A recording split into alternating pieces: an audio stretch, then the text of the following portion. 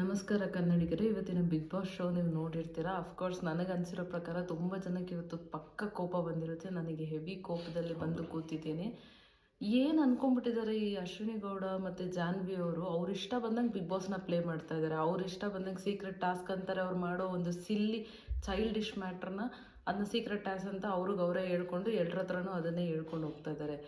ಇವತ್ತು ನಡೆದಿದ್ದ episode really unexpected.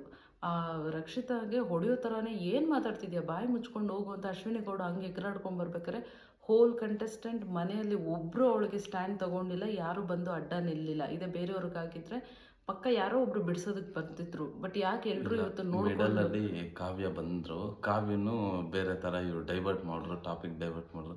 Actually ಆ ಹುಡುಗಿಗೆ ಚೈಲ್ಡು ಅಂತವ್ರೆ. 3 ದಿನದಿಂದ ಚೈಲ್ಡ್ ಥರ ಆಡ್ತಿರೋದೇ ಇವರಿಬ್ರು. ತುಂಬ ವರ್ಷಾಗಿ ಆಡ್ತಾ ಇದ್ದಾರೆ. ಜೊತೆಗೆ ಈ ಟಾಸ್ಕಲ್ಲಿ ಡಿಸಿಷನ್ ಜಾನ್ವಿ ಗೌಡ ಅವ್ರನ್ನ ಉಳಿಸಿದ್ದು ಏನು ವರ್ಸ್ಟ್ ಡಿಸಿಷನ್ ಎವರ್ ಅನ್ನೋಷ್ಟು ವರ್ಸ್ಟಾಗಿ ಎಷ್ಟು ಜನ ತುಂಬಾ ಚೆನ್ನಾಗಿ ಕಾಣಿಸ್ತಿತ್ತು.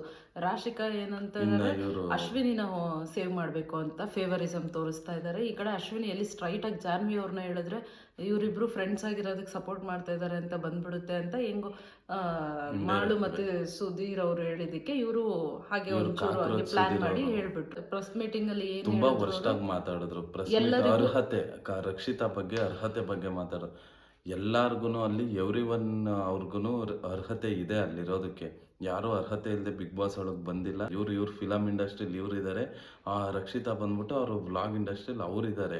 ಪ್ರತಿಯೊಂದು ಕ್ವಶನ್ಗೂ ಕರೆಕ್ಟ್ ಆಗಿ ಆನ್ಸರ್ ಮಾಡಿರೋದು ರಕ್ಷಿತಾ. ತುಂಬಾ ಚೆನ್ನಾಗಿ ಆನ್ಸರ್ ಮಾಡಿದ್ರು. ಗಿಲ್ಲಿ ಬಂದ್ಬಿಟ್ಟು ಕಾಮಿಡಿಯಾಗಿ ತುಂಬಾ ಚೆನ್ನಾಗಿ ತಗೊಂಡೋದ್ರು. ನನಗೆ ತುಂಬಾ ಟ್ರಿಗರ್ ಆಗಿದ್ದ ವಿಷಯ ಏನು ಅಂತ ಅಂದ್ರೆ, ಅಶ್ವಿನಿ ಅವರು ರಕ್ಷಿತಾಗೆ ಒಂದು ಮ್ಯೂಟ್ ಕೊಟ್ಟರು ಬಿಗ್ ಬಾಸ್ ಅಲ್ಲಿ. ಅದು ನಾನು ಗೆಸ್ ಮಾಡಿದ್ದು ಬೇರೆ ಇರ್ಬೋದು, ಇಲ್ಲ ಅದೇನೂ ಇರ್ಬೋದು. ಬಟ್ ನಾನು ಗೆಸ್ ಮಾಡಿದ್ದು ಸ್ಲಮ್ ಅನ್ನೋ ವರ್ಡ್ ಇರ್ಬೋದು. ಅದ್ರ ನೆಕ್ಸ್ಟ್ ಸ್ವಲ್ಪ ಹೊತ್ತಿಗೆ ಅದೇ ಈ ವಿಡಿಯೋಲಿ ಶಿ ಮೆನ್ಷನ್ ದಟ್ ಎಸ್ ಅಂತ.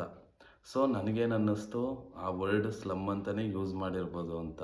ಬಟ್ಟೆ ರಕ್ಷಿತಾ ಅವರು ಬಟ್ಟೆ ಇಟ್ಕೊಳ್ಳೋದು ಅವ್ರ ಇಷ್ಟ, ಅವ್ರು ಇರೋದು ಅವ್ರ ಇಷ್ಟ, ಅವ್ರು ಹಾಕೋ ಬಟ್ಟೆ ಅವ್ರ ಇಷ್ಟ, ಅವ್ರ ಮನೇಲಿ ಅವ್ರು ಯಾವಾಗ ಬಾತ್ರೂಮ್ಗೆ ಎದ್ದೋಗ್ಬೇಕು ಅದು ಅವ್ರ ಇಷ್ಟ, ಅವ್ರ ಪರ್ಸ್ನಾಲಿಟಿ.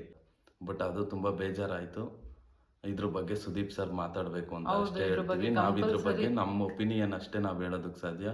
ಇದ್ರ ಬಗ್ಗೆ ಮಾತಾಡೋ ರೈಟ್ಸು, ಇದನ್ನು ಕೇಳೋ ರೈಟ್ಸ್ ಇರೋದು ನಮ್ಮ ಕಿಚ್ಚ ಸುದೀಪ್ ಅವ್ರಿಗೆ ಅಷ್ಟೇ. ಅವರೊಬ್ಬರೇ ಕೇಳಲಿ, ಸುದೀಪ್ ಸರೇ ಮಾತಾಡಲಿ.